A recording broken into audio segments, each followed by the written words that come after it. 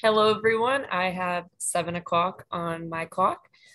For those of you that have not met me before, I am Mariah Katayev. I am the Community Engagement Specialist here at the Department of Emergency Management and Security, or formerly known as OEM, the Office of Emergency Management. Say a different name change, same goals, same aims. We just absorbed the security department for the county, so we had to change our name. Let me grab the PowerPoint so we can get going. Thank you for being here, everyone. And I hope everyone had a great Memorial Day weekend. I hope at least some of us did something fun. And of course, paid our respects. So it is June. Oh, we have a question.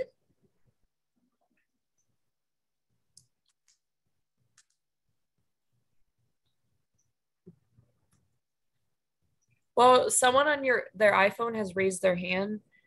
If you have a question, feel free to unmute yourselves at any time. Don't worry about holding your hand up or anything of the sort. So, welcome everyone. It is June 1st, which is the very, very first day of hurricane season for our part of the country. So, happy hurricane season.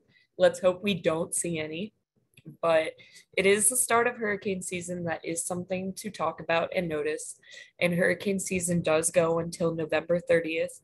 So there is a long span of time where our coast can realistically get hurricanes.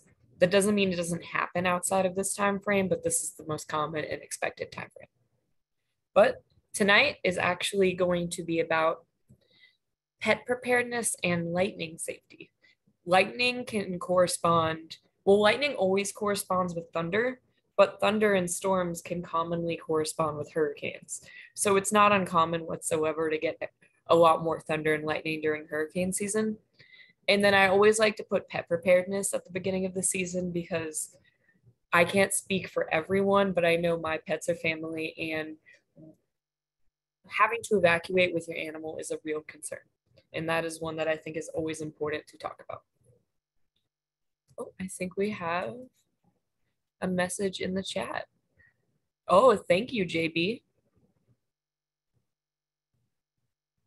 I will definitely read about that once we are done. I apologize that I cannot read the whole message right now, but pet preparedness is huge. So let's get started. Just agenda, workshop goal, so to increase meaningful actions. So it's really an informational based workshop so people can be better prepared for pet preparedness and for lightning when it does happen. And it's really just to increase the community's knowledge so they can feel better prepared and resilient when these things do come. As I said, we're going to talk about pet preparedness, lightning safety, and module 3 is stay informed in the different kinds of WIAs or wireless emergency alerts that you can sign up for and be a part of in Fairfax County. So module 1, pet preparedness. I put this image. I love it. I think it's a great example that pet preparedness is not only just cats or dogs, but we have small animals too, and they are a real concern when it comes to evacuations as well. And I apologize that I will be pausing every now and then to let people in through the waiting room. I am the sole person running the show tonight, so there's a little bit of multitasking on my end, but I can handle it, and I'm happy to be here to do it. So let's get into pet preparedness kit supplies. There are some generic or basic things that you want in a pet preparedness kit, no matter the kind of animal that you have. That said, I'm not talking about fish. That is probably the only one that really doesn't fall into this category just because fish are really complicated when it comes to transport. But with pet preparedness kits, per animal. So if you have 2 dogs, 2 cats, you're going to have to adjust these numbers to fit your furry friends and your family. We want to have pet food that lasts a duration of 1 week, water that lasts a duration of 1 week, and a comfort item such as a bed or blanket, and pet medication in a waterproof container. Not every animal is on medication, so that might not be something that applies to you guys. But these four are the big, saving graces, we could say, that really go with all kinds of animals. For dogs, leash, collar, pet tag, poop bags, not a fun thing to talk about, but sanitation, infection, real concerns always need to be something that we are considerate about. For cats, same deal. Litter box, litter supplies, cat carrier. For small animals, we want a portable habitat and bedding. Portable habitats are super important for a lot of reasons. One of them being that the Fairfax County Animal Shelter can help temporarily hold pet animals in times of large emergencies that are affecting large groups of people. And when that happens, small animals have to come with a habitat. With cats and dogs, it's a little more lenient because we are able to add the animals to the pens that the animal shelter already has. But for small animals, if there's ever a time for a mass evacuation or anything, and you want to temporarily hold your small animals at the animal shelter, they have to come with some sort of habitat. Oh, do we have a question? Hopefully you can hear me now. Yes, sorry. Yes, yay. Okay, so quick question. Yes. I know for emergency preparedness, this is what you're talking about. I also support people who are homeless. And there's a lot of, I'm sorry, my dog is having like a reverse sneeze right now, if you can hear her. But if there's a homelessness situation that's an emergency, does Fairfax County help that way also? Or is there, can you guide me to how I can help these people? I do not know if Fairfax County helps with the homelessness situation. I do know that they have a pet food bank. So if there are people that are struggling to afford pet care, there are ways that they can temporarily assist with food and other sorts of necessary supplies. Perfect. Yes, because I find like that's a big barrier is between housing is people don't want to go into shelters because they don't want to lose their dogs. I mean, it's completely understandable. I have two cats, and it would be hard. But that is a great question, and I would definitely go to the Fairfax County Animal Shelter for more details on that. They have a food bank. They have sources that they recommend for vaccinations, and we're actually in this presentation going to talk about some affordable programs that the animal shelter does. I hope that answered your question. When it comes to pet preparedness documents, we want current photos of you with your pet. So this sounds kind of funny, and I admit that, but like a selfie of you and your animal together. And the reason for that is it is really, really helpful if you and your animal get separated from each other in time of emergency. And for some reason, there might not be identification on the animal. This is just another possible route of first layer verification before you and the animal are reunited. Feeding instructions. I know some animals have really sensitive diets. For example, I know some dogs and cats have to be fed sitting up and things of that nature. I know some animals have really bad allergies. So that is definitely something that you need to put in your feeding instructions. Vaccination/veterinary records. I know that Fairfax County Animal Shelter will not turn away an animal for a temporary hold in times of an emergency due to lack of vaccination records. But I do know that they highly encourage and prefer that when animals are brought for this, that vaccination records are with them.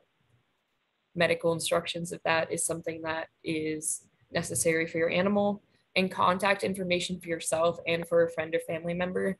We always like to say you want someone that's outside of your household, because if there is a situation where your whole household evacuated together, maybe a trusted friend or neighbor or someone that is an extended family member would be able to come and care for your animal and pick them up if necessary. I apologize that the top part is being blocked by my screen share, but considerations for pets, identification tags, microchipping, up-to-date vaccinations. I know this is information we've heard all the time, but the very first things the animal control center is going to do if they have a stray brought in is they're going to check for a tag and they're going to scan for a microchip. I believe as of right now, there's only microchipping for cats and dogs, but there's also ankle banding for birds. And I believe that might be it, but I'm not too informed on the small animals. So there is a chance that I could be wrong on that. For identification tags, I always recommend to put it on dogs and cats. It's more commonly seen on dogs, but I highly recommend it put on both.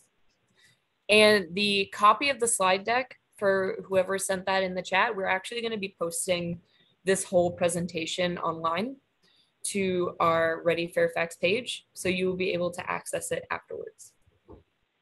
Microchipping, it is as tiny as a grain of rice and is usually in between the shoulder blades. And it is a fantastic thing. It's really scary, but it is something that is really, really helpful. And up-to-date vaccinations. Now, this is something that's currently going on, the 2022 low-cost vaccination and microchip clinics through the Fairfax County Animal Shelter. Naturally, you can see that some dates have already passed, but I thought this was still really, really important to include because these low-cost vaccinations and microchips can make a huge difference in an animal getting the treatment that would help them, or it being a financial struggle for the family. Pre-registration is required. Everything is done curbside. That does not mean your animal is cared for curbside. They would come to the car, you would fill out the forms, and then they would take your animal inside, do what they have to do, whatever you have signed up for, and then they would bring the animal back out to you. Signups only open 1 month before the clinic date, so it's not something that, like, for example, if you're interested in the December date, it is not something that you can sign up for now. So it's really, if you know that your animal's vaccination is going to expire, maybe December 5th, maybe mark a month ahead of time on your calendar to go on the website and be ready to sign up for this event.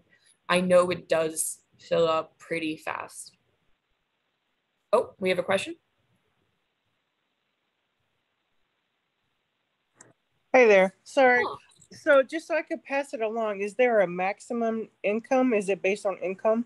No, from my understanding, they do not ask any questions of that sort, and it is open. Wow, that's awesome. Okay. Thank you.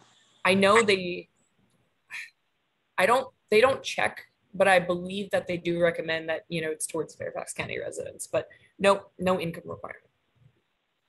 So it is a great program. Highly recommend looking into it.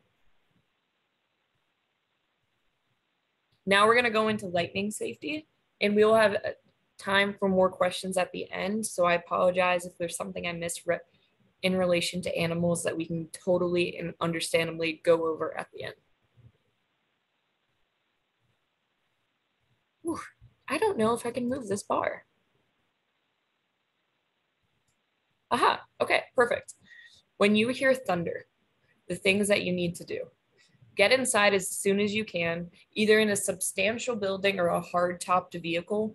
The hard-topped vehicle portion is really important and is something that I didn't think about before I got into the field of emergency management. So for example, if you have a convertible with a soft top, so either it be a Jeep or, all sorts of kinds of convertibles, a Volkswagen buggy, they're actually not as good of a protectant when it comes to lightning. So it is really important that if you are stuck and, going inside of a car is the best option that you have instead of, staying in an open field, it is better to be in a hard top vehicle than a soft top. Now, let's say you are stuck in an open area, or, you're on a hike or something of the, there's a situation going on where you are unable to get to a substantial building or a hard topped vehicle because of the nature of hazards and emergencies is, they don't cater to anyone. They happen when they're going to happen. We say avoid open areas, stay away from isolated poles, trees, towers, or utility lines, stay away from metal conductors such as wires or fences, and if you are with a group of people, spread out. The last line, the group of people spread out, can be really scary because it does in some ways increase the chances that one person in that group might get hit by lightning, but that's a lot better than two people getting hit. And then because two are hit, there's no one to perform medical care such as CPR. So we always try to say, lessen the amount of victims as possible. Don't become a victim by staying together, just spread out a little bit. Even 10 feet can make a huge difference. Stay away from isolated tall trees is also really important. You don't want to be against the tallest thing. So if there's a lot of trees, you're in a way safer environment than, let's go back to the field example. If for some reason, there's a field and there's one giant oak tree, staying under that oak tree is not the best idea. Stay away from metal conductors such as wires or fences. For those that might not know, electricity can travel really, really far in metal. So metal is not always more likely to get hit, but since it is a conductor and it can go through it, it can hit larger ground when it does hit the metal. If someone is struck, the number one concern immediately is cardiac arrest, so a heart attack. And they are okay to give emergency medical attention to right away. There is a common myth that when someone gets hit by lightning, that you are unable to touch them, that you have to give space for your own safety. That is thankfully untrue. And you are able to give someone assistance right after they've been hit by lightning without a concern of an electrical charge going to you and hurting you. Number one, call 911, give first aid, begin CPR if you are trained. And as I stated before, don't become a victim. If possible, move the victim to a safer place. Lightning can strike twice. Lightning can hit the same area twice. So while the individual that you are helping is not already electrified in the way that the charge is going to go to you, if they got hit in an open field and you're staying right there, there technically is a chance that lightning can hit that exact same spot again. And then in that way, you both are hit. So when it comes to helping someone, call 911, give first aid or CPR if you do know those tools. If not, I recommend looking into some free classes to learn those tools. You are the help before help arrives. I'm a firm believer in that phrase. And move the person to a safer environment to protect not only them, but yourself as well as you are assisting them. So facts about lightning. Lightning strikes the United States about 25 million times a year. So lightning happens constantly. Thankfully, it only kills about 20 people each year, but it does severely injure hundreds. And it is not uncommon for people that have been hit by lightning that do survive to have to live the rest of their life with certain kinds of disabilities. So it really can be a life-changing event, even if you do survive it. It can be something that you carry with you in a lot of different ways and maybe in new limitations that you did not have previous to the event. Most lightning occurs during the summer months, but can happen at any time of the year. I'm sure there have definitely been storms that some of us have heard thunder when it is not the summer. And you have to remember, if there is thunder, there is likely lightning. It is almost a guarantee that there is lightning somewhere.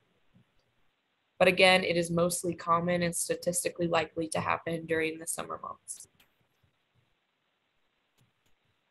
These are some really fun did you know facts. Well, I shouldn't say fun, I apologize for that, but they are interesting to know.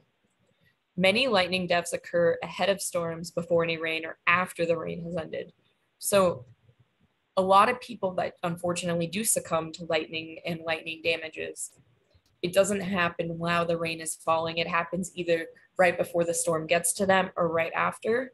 So those are things to really be cognizant of, because I personally believe that a lot of people think that it happens while the rain is happening. And lightning still, of course, does. But people, unfortunately, are more statistically likely to get hurt when it is not raining. All thunderstorms do produce lightning and are dangerous. So even a thunderstorm and you've seen no lightning does not mean that it is not producing lightning. By your behavior, I can tell that's bullshit. And that does not mean that it is not a danger to you or to others. Could you mute us, please? Yes. Lightning often strikes outside the area of heavy rain and may strike as far as 10 miles from any rainfall. So that is another great example. I'm sure we've all been driving on the highway and you see a storm, but you're not in it yet. So for example, maybe you're going down 95 and you see going straight forward, you're getting into dark clouds, you're seeing rain, you know that you're going into a storm, but you're not at it yet. Technically, the lightning can still hit you before you go through that barrier and before you get into that clouded area.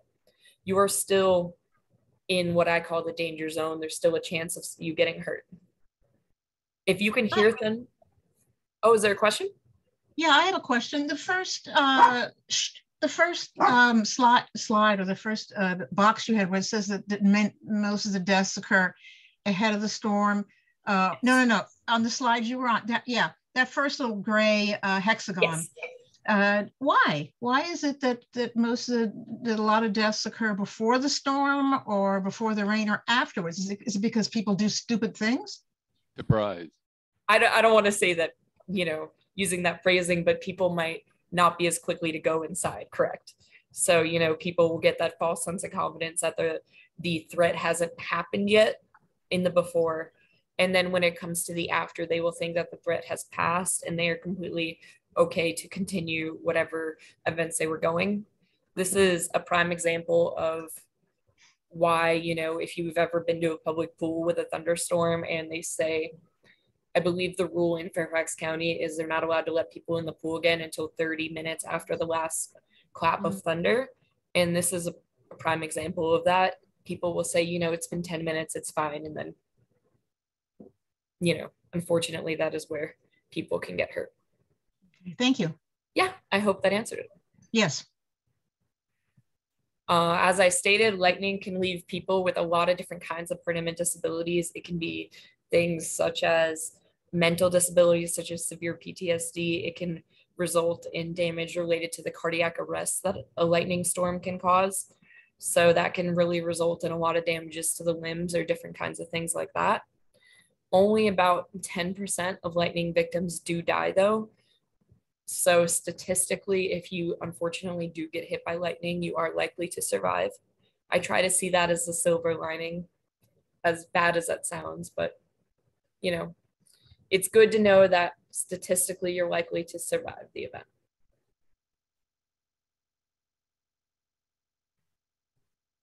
So now we're going to go into the stay informed section, so the last part of the module.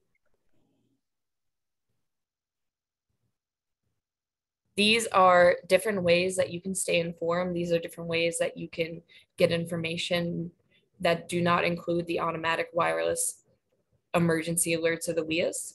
Do you have a question? I do. I'm sorry to pull you away from what you just got on. You're all good. So my wife and I, we just bought a house and we have a patio. Thanks. We have a patio umbrella. And this sounds so silly, but I'm like, I always remember growing up, like, don't hold an umbrella up outside when there's thunderstorms. Like, do we need to take any extra precautions? Like when we have it's a metal patio umbrella. So, you know what I mean? I'm sorry. I know that sounds silly, but I was just wondering. That's not silly. That's a valid question. And the patio umbrella is not statistically more likely to get hit by lightning. But if you are touching the patio umbrella, when it gets hit by lightning, it's going to go through and affect you. So my advice would be that you don't have to bring it inside, but under no circumstances should you be touching that patio umbrella during a thunderstorm. Okay, so no firework watching under it. I would strongly not recommend it, correct? All right, thank you. Appreciate it. That is a great question. You should talk a lot about it. So other ways that we can stay informed, the emergency preparedness newsletter that my organization does release every month, following Ready Fairfax on social media. I am one of the main people that runs our social media account, so I do try to make it fun and informative at the same time. For example, I talked about the countdown of hurricane season yesterday, and then on Friday is actually National Donut Day. So I'm talking about how you do not want to be caught unprepared. So I try to keep it interesting, but still really informative with sources attached. Sign up for this functional needs registry if that is something that you fall under. So the functional needs registry is a way to get personalized information that is more catered to those with access and functional needs. So for example, we send information related to more specialized emergency kits that might include things such as serial numbers to medical equipment, such as walkers or personalized wheelchairs, and just different kinds of things that might not cater to the majority of people, but can be a real big life or death situation for those that it does affect. We also talk about different kinds of shelter preparedness if you do have to go to emergency shelters with access and functional needs. So that is something that I recommend people look into.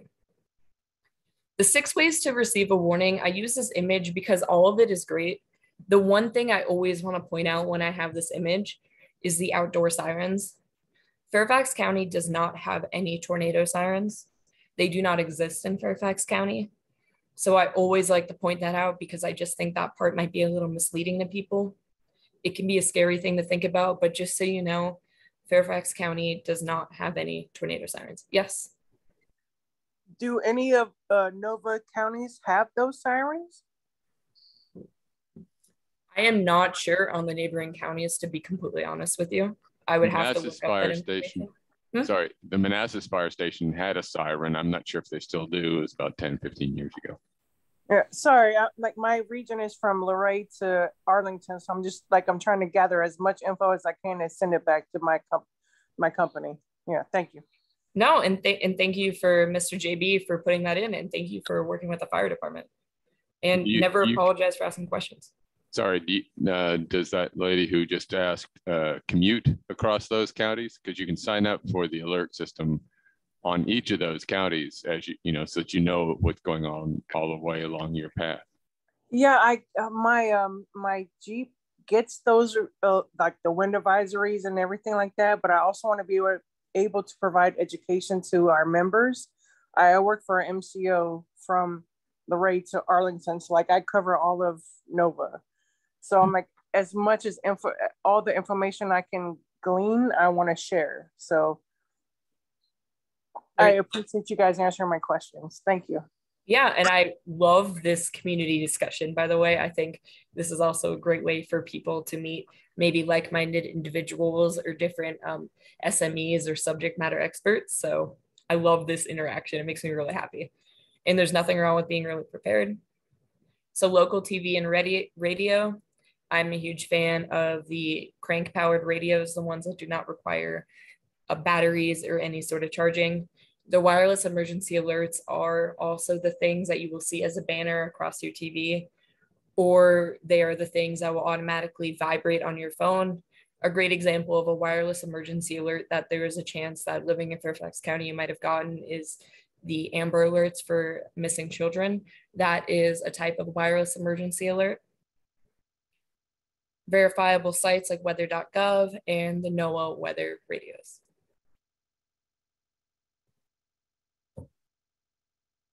If it wants to go, there you go. Get involved. For people that do want to get a little more involved with the community in one of these subjects, we have a ton of different groups in Fairfax County. My organization has the OEM Volunteer Corps, as well as we play a part with assisting the Fairfax Studies Citizen Corps. If you have a religious background and want to support the county in that way, the county chaplain group is a great way. We have the Volunteers and Police Service, the Medical Reserve Corps, the Fire Corps, and then CERT, the Community Emergency Response Team, is a huge organization with a lot of active members. So if you want to be a part of a larger one with a really good network, I recommend looking into CERT and the National Neighborhood Watch Program. Yes. Will you be sending these links out as resources later by chance? So I will be posting this recording to the website, but if you would like to put your email in the chat, I can make a note of it and try to get all this links to you tomorrow if you would like. Awesome. Yeah, I'll send you my work email. Thank you. Anderson? Yes. Do you know why Fairfax County doesn't do the sirens? Because Fairfax County just does not get a lot of tornadoes, and I think that was taken into account when a lot of this got built. Unfortunately, I don't have a better answer than that because we haven't had sirens in Fairfax County for a very long time. JB? Is there a reason you didn't mention Skywarn? Not really. That's sort of a participating program, and like any of the others, and you can set up your own weather station in your home or in your backyard, and get to know the weather more intimately that way. Oh no, that's awesome. They also provide information to the Northern Virginia weather station at Dulles, and that goes out to the local news stations too, so you can actually participate in the news that way. Oh, that's fantastic. So it's really individualized data. That is great. No, I didn't mention that just because I just don't have enough knowledge on it, and no, that is fantastic. That is great to know about. Lanny Young? I think the reason why Skywarn isn't in there, I thought they were associated with NOAA as opposed to Fairfax County. I thought they were associated with the weather instead of the county. That's why I think it wasn't in there, but thank you. You're right, it's a national organization, and but you can participate just in your own community.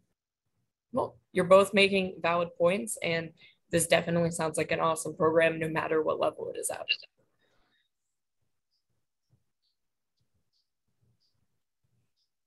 To wrap up, join us in July to discuss extreme heat safety preparedness, which I honestly kind of wish that this would have been better for this month with the crazy heat that we've been getting through. But we do follow the ready.gov calendar themes, and heat safety is next month. At this time, I would like to stop sharing and then answer any questions, have any group discussion, anything people feel comfortable talking about. We have an iPhone with their hand raised. I'm sorry, it's me again. No apologies. I just want to say thank you for sharing about their doggy, the pet the information for pets. Like, that's amazing. You don't understand how many people I come into contact with daily who are trying to understand how to care for their pets. So that's amazing that you guys are even have that on your radar. You know? It is a huge thing. We have seen time and time again that people are less likely to evacuate in a natural hazard situation if they are unable to take their furry friends with them. And that is just a situation that we want to lessen as much as possible. By chance, would you do training meetings? Like, would you come in, well, not even come, but like via Zoom, would you do trainings on this? So on our website, we actually have a way that you can request presentations, and I'm actually one of the people that does do it. So we do outreach presentations all the time, free of charge, of course, and we're just happy to educate the community. Awesome. All right. I appreciate you. I hate to monopolize the time so much. I won't raise my hand anymore. Well, thank you so much. Make sure you're to leave your email in the chat, and I'll get to you tomorrow, and we can figure out the rest from there. Sounds perfect. JB, and again, I apologize for calling you that, but no, that's my name. I was wondering about thunder shirts. I've heard of them, and they seem to be sort of like swaddling for babies. There's a snug cuddly that you put on your pet. I guess it has to be tailor-made. Do you know if those are effective? So it really varies animal to animal. I know that you are exactly right. It is really just a compression sleeve that helps with anxiety. So it really varies per animal. Growing up, I had a dog that was terrified of them, and unfortunately it did nothing personally. And then I have friends whose animals thrive in that environment. So I recommend just trying it out. And if it doesn't work out, hopefully you'd be able to return it or donate it to someone that it might work out for. I wonder if testing it by merely hugging your animal would, when they're frightened like that, would do the same thing, or if hugging might help anyway. So it's a hard thing, but I know it has to help some people, or they wouldn't sell as well as they do. I know the Thundershirt brand as itself is a huge company. Lanny Young, I believe. Hello, yes, I have a crazy story about the Thundershirt. I have a dog who had separation anxiety, and he did not like to be hugged. He could not hold on to him. he had bad anxiety, really bad. And I got the Thunder shirt and it did not work on him at all. He hated being in it. I got my money back, but he loves thunderstorms. He is not afraid of thunderstorms or any loud noises or anything. So your dog is an anomaly, my friend. I can't help that. But yes, you can get your money back. And I will tell you, from dogs I've had in the past who are definitely afraid of thunderstorms, you cannot control them. You cannot help them. It's bad during fireworks. It's just insane. I've had my another dog, just stay in the bathroom and pace around in the bathroom and nothing would help. So best of luck to you, JB. But if you want to try it. But like I said, they do have a refund policy. Thank you. Thank you for that. May I say something? I can't get my hand raised. Yeah, of course. It goes back a little bit when you're asking people, the discussion was up of the sirens. About 3 weeks or a month ago, when the storm came north and had the tornado in Tyson's Corner. I don't think, with the system you guys have, I don't think you really need a siren, because I had every bell and whistle possible go off. And it's like, oh, it's not coming up. I was in a meeting with friends further south, and 5 minutes later, it's like every bell and whistle went off, and it tracked for over an hour. It rang and did everything. So it was really pretty decent. And the other question is, are you involved in the Medical Reserve Corps? I am not involved in the Medical Reserve Corps. That would be through the Fairfax County Health Department. Well, yeah, I used to be in it and I kind of fell off, and I think I may want to come back. I was a section chief on one of the teams for Jeb Stewart. I can almost guarantee that they would love to have you. I know that the Medical Reserve Corps was such a valuable part of fighting the COVID-19 pandemic. And I know the Medical Reserve Corps is still very active. Yeah, I was involved. What was it? I think it was swine flu we were involved with when I did it. And I was like one of the heads of one of the small logistic teams for Jeb Stewart on Team B. So that is awesome. Thank you for volunteering and thank you for getting involved. So I think I'll reach out and see what I can do from home for them. Please do. Thank and then you.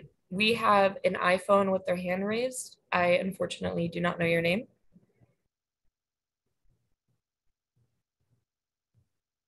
Well, that could have been a mistake.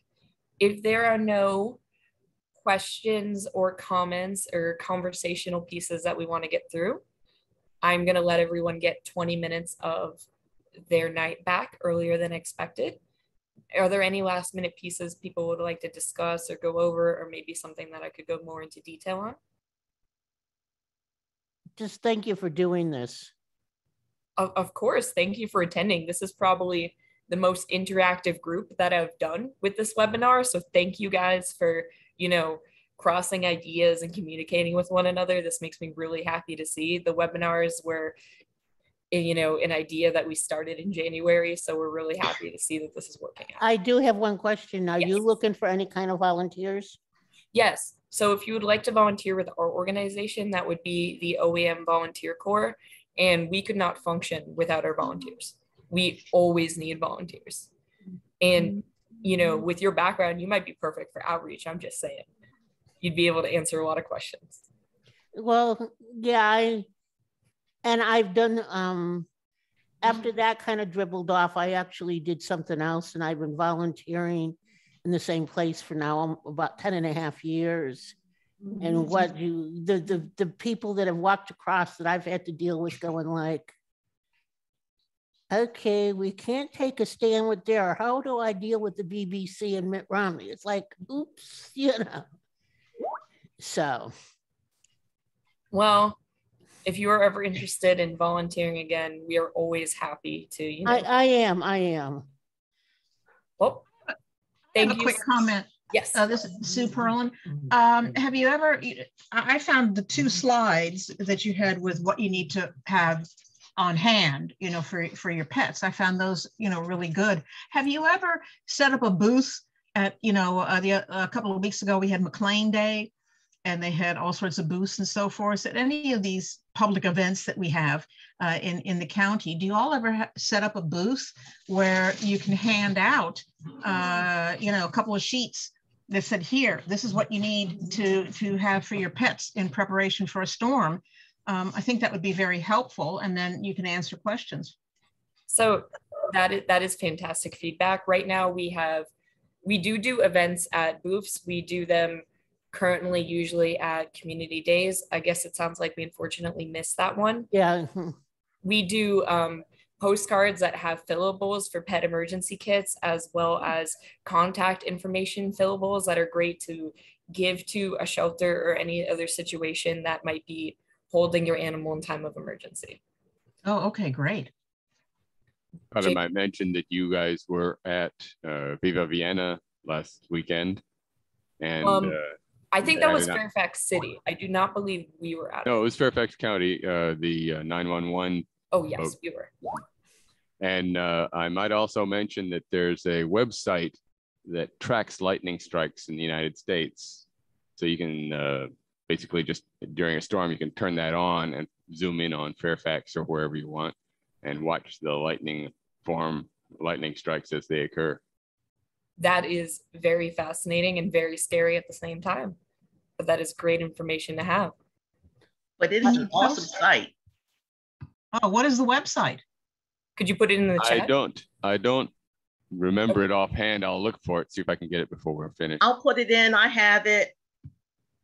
Oh, God, yes, I love this interaction. This brings me so much joy. I put my name and email address in the chat and just said for volunteer opportunities. So just grab it and run with it. Okay. So if you want to email, and then we can set something up or whatever and see where I can fit in your organization.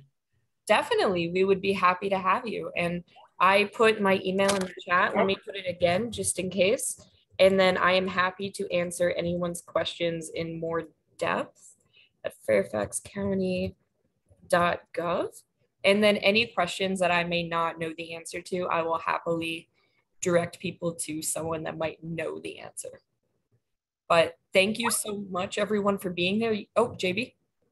Yes, I have one final note. You mentioned setting up documentation for your pet. And I would recommend that often a problem occurs with communication systems during storms and disasters. You might want to, there's usually a mechanism for making a document available offline in your phone. So it basically keeps a copy of the documents that you want on your phone, rather than in the cloud someplace where if you're disconnected or whatever, you might not be able to get at it. The same is true for, I don't know if you still use a program called In Case of Emergency, ICE, in your phone. Are you familiar with that? I don't believe my organization currently does. Well, the OEM folk at the festival knew about it. At least one of them did. But it's still just keep emergency information, contact information in your phone so that it's available. If, in fact, when I was an EMT, we used to look for it in people's phones if they were unconscious and alone. That didn't happen very often. That the emergency medical information that will show up on the front, and there is no such thing as too prepared. So there's no way that is a bad idea by any means. And I just realized that you're familiar with File of Life and Yellow Dot. We used to be a huge part of Yellow Dot. I do not believe that is currently a large event that is currently going. It's still a running program and anybody can use it, and it alerts emergency responders if they respond to your home or your car. And you can add contact information. I have a single password for an EMT. If I'm on the ground, an EMT can use that single password to get access to my medical information, insurance information, stuff like that. You can also add your pet information to that. I never thought about that. That is fantastic. I know currently in Fairfax County, the Yellow Dot program is being supported by the fire department, which is why I unfortunately do not know the details on it, but I have heard it is a fantastic, wonderful program. I would recommend, if you're going to do that, that you do what I did and combine the file of life and yellow dot, so that you only have to do the paperwork once. And then just, and if you make it electronic, so you can just edit the file every time you change your prescriptions and whatnot. Because they're the same program, it's just one's for your refrigerator at home and one's for your car. We are all about repetition. That is definitely a great one. Quick question, are whole home breakers worth it? Can we verbally chat? You can talk as much as you would like, whoever that might be that put that message in. And by home breakers, do you mean like the things to protect home circuits in times of a short circuiting?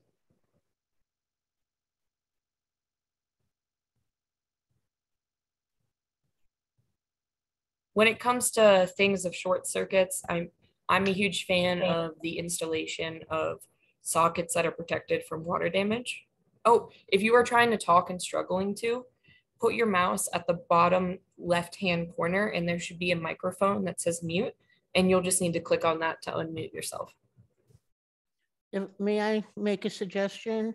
Yes. Just thinking, a good outreach, you go to these community events, is actually, I think, some of these independent, either senior centers or independent living apartments. I recently moved into an independent living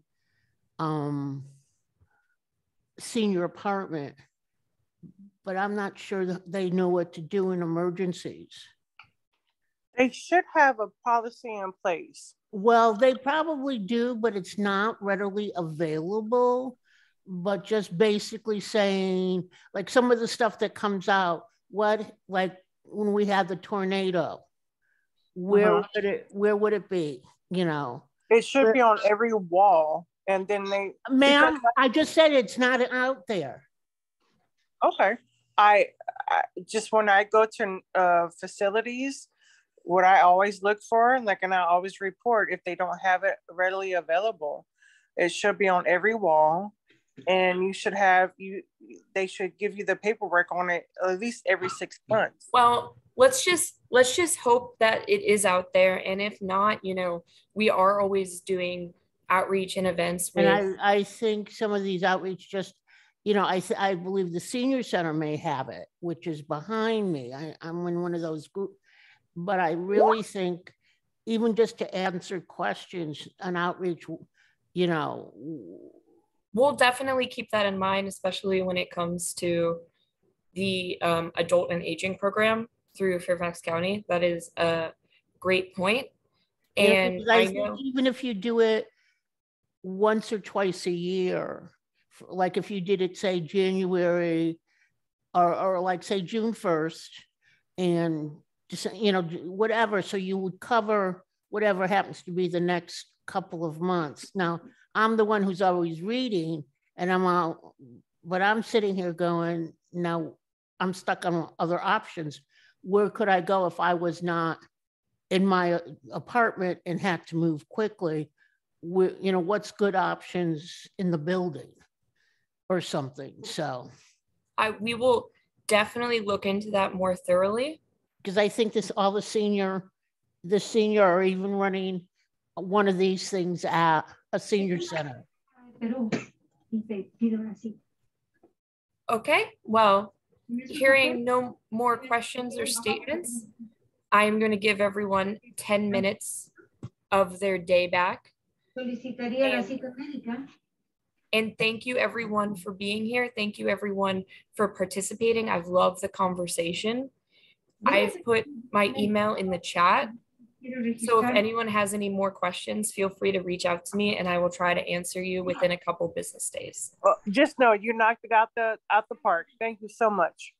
Oh, well, I am happy. Home run. Thank you. Everyone have a great day and have a wonderful rest of your Wednesday. Entonces ella tendría que ir a pedir